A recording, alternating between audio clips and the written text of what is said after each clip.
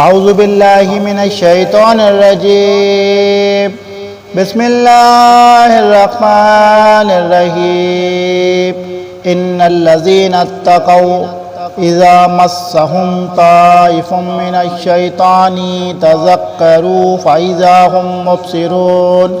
یقیناً جو لوگ خدا ترسیں جب ان کو کوئی خطرہ شیطان کی طرف سے آ جاتا ہے تو وہ یاد میں لگ جاتے ہیں، سو یکا یک ان کی آنکھیں کھل جاتی ہیں۔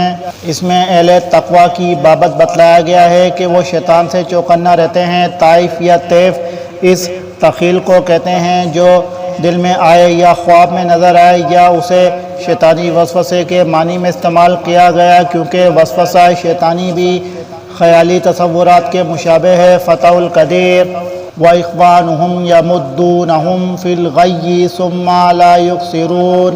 اور جو شیاطین کے تابع ہیں وہ ان کو گمراہی میں کھینچے لے جاتے ہیں، پس وہ باز نہیں آتے، یعنی شیطان کافروں کو گمراہی کی طرف کھینچے لے جاتے ہیں، پھر وہ کافر گمراہی کی طرف جانے میں یا شیطان ان کو لے جانے میں کوتاہی کمی نہیں کرتے، یعنی لا یقصرون کا فاعل کافر بھی بن سکتے ہیں اور اخوان الکفاری شیاطین بھی۔ وَإِذَا لَمْ تَأْتِهِمْ بِآیَةٍ قَالُوا لَوْلَا اجْتَبَیْتَهَا قُلْ إِنَّمَا أَتَّبِعُ مَا يُوحَىٰ إِلَيَّ مِن رَّبِّي هَٰذَا بَصَائِرُ مِن رَّبِّكُمْ وَهُدًى وَرَحْمَةٌ لِقَوْمٍ يُؤْمِنُونَ۔ اور جب آپ کوئی معجزہ ان کے سامنے ظاہر نہیں کرتے تو وہ لوگ کہتے ہیں کہ آپ یہ معجزہ کیوں نہ لائے، آپ فرما دیجئے کہ میں اس کا اتباع کرتا ہوں جو مجھ پر میرے رب کی طرف سے حکم بھیجا گیا ہے۔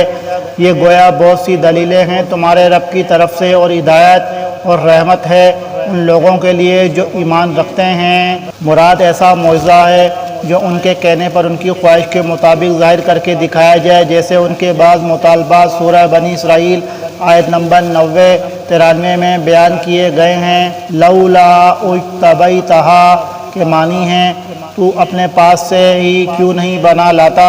اس کے جواب میں بتلایا گیا کہ آپ فرما دیں معجزات پیش کرنا میرے اختیار میں نہیں ہے، میں تو صرف وحی الہی کا پیروکار ہوں۔ ہاں البتہ یہ قرآن جو میرے پاس آیا ہے یہ بجائے خود ایک بہت بڑا معجزہ ہے، اس میں تمہارے رب کی طرف سے بصائر، دلائل و براہین اور ہدایت و رحمت ہے، بشرط یہ کہ کوئی ایمان لانے والا ہو۔ وَإِذَا قُرِئَ الْقُرْآنُ فَاسْتَمِعُوا لَهُ وَأَنصِتُوا لَعَلَّكُمْ تُرْحَمُونَ۔ اور جب قرآن پڑھا جایا کرے تو اس کی طرف کان لگا دیا کرو اور خاموش رہا کرو، امید ہے کہ تم پر رحمت ہو۔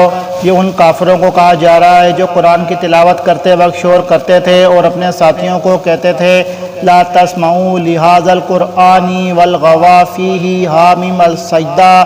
26 یہ قرآن مت سنو اور شور کرو، ان سے کہا گیا کہ اس کے بجائے تم اگر غور سے سنو اور خاموش رہو تو شاید اللہ تعالیٰ تمہیں ہدایت سے نواز دے اور یوں تم رحمت الہی کے مستحق بن جاؤ۔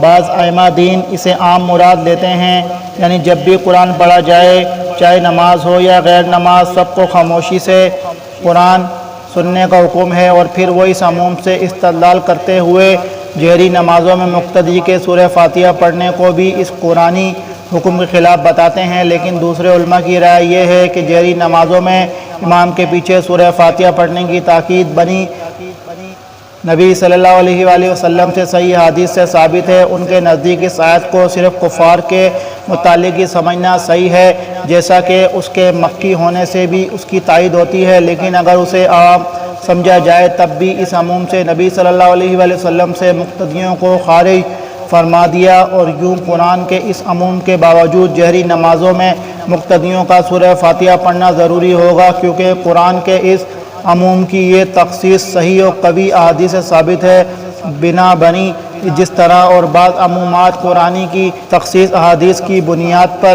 تسلیم کی جاتی ہے۔ مثلا آیت الزانیۃ والزانی فاجلدوا، الآیت النور 2 کے عموم سے شادی شدہ زانی کا اخراج، اور السارق والسارقہ کے عموم سے ایسے چور کا اخراج یا تخصیص جس نے ربع و دینار سے کم مالیت کی چیز چوری کی ہو یا چوری شدہ چیز حرز میں نہ رکھی ہو وغیرہ۔ اسی طرح فاستمعوا لہ وانصتوا کے عمومی حکم سے مقتدی خارج ہوں گے، اور ان کے لیے جہری نمازوں میں بھی سورہ فاتحہ کا پڑھنا ضروری ہوگا، کیونکہ نبی صلی اللہ علیہ وسلم نے اس کی تاکید فرمائی ہے، جیسا کہ سورہ فاتحہ کی تفسیر میں یہ حدیث بیان کی گئی ہیں۔ وَاذْكُرْ رَبَّكَ فِي نَفْسِكَ تَضَرُّعًا وَخِيفَةً وَدُونَ الْجَهْرِ مِنَ الْقَوْلِ بِالْغُدُوِّ وَالْآصَالِ وَلَا تَكُن مِّنَ الْغَافِلِينَ۔ اور ایک شخص اپنے رب کی یاد کیا کر اپنے دل میں عاجزی کے ساتھ اور خوف کے ساتھ اور زور کی آواز کی نسبت کم آواز کے ساتھ صبح اور شام اور اہل غفلت میں سے مت ہونا۔ ان الذین عند ربک لا یستکبرون عن عبادتہ ویسبحونہ ولہ یسجدون۔ یقیناً جو تیرے رب کے نزدیک ہیں وہ اس کی عبادت سے تکبر نہیں کرتے اور اس کی پاکی بیان کرتے ہیں اور اس کو سجدہ کرتے ہیں۔ یہاں پر سجدہ آ گیا، پہلا سجدہ قرآن شریف کا۔ میں بھی سجدہ کرنے جا رہا ہوں، اور جو بھی میرے دوست بہن بھائی سن رہے ہیں اور جنہوں نے بھی میرے ساتھ یہ سنا میرا بیان کردہ قرآن شریف ترجمہ تفسیر، وہ بھی سجدہ کریں، کہ اللہ کو حکم ہے سجدہ کرنا ہے، میں بھی سجدہ کر رہا ہوں۔ السلام علیکم ورحمۃ اللہ وبرکاتہ۔